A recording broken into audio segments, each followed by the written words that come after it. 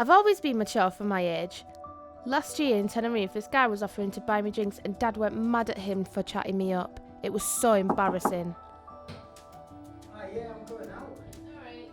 I dated some boys at school, on and off, but they were just boys. Be careful, be safe, have a good time. I met Dylan when I was with some friends shopping in town. He said he was 18. He was a proper man. We hung out as a group and soon we were just meeting just the two of us. I told Mum and Dad that Dylan was 17. Obviously, Dad kicked off anyway when he found out. He was all, "Rosie, you're 15." But Mum reminded him that they were the same age as when they first got together. I could tell he wasn't happy, so I was careful. I told them that I was round one of the girls' houses, when really, I was out with Dylan and his friends. I knew it wasn't what I was meant to be doing. It was exciting.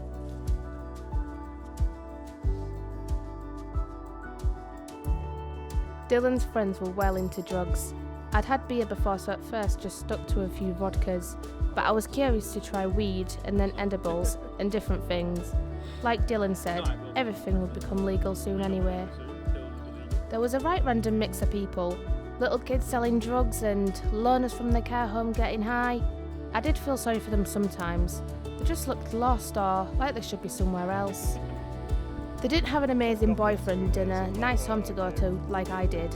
For me, life was one big party.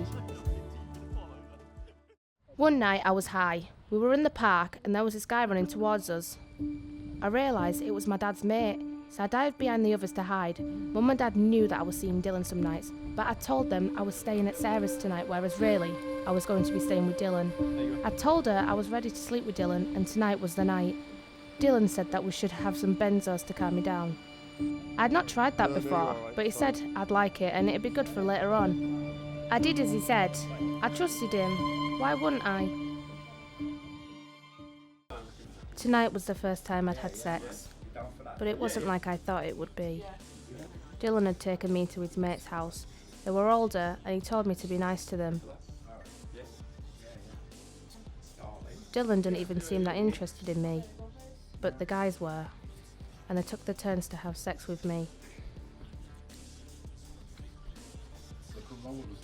When it was all over, Dylan said that he'd made this easy on me. That's why he'd given me the benzos.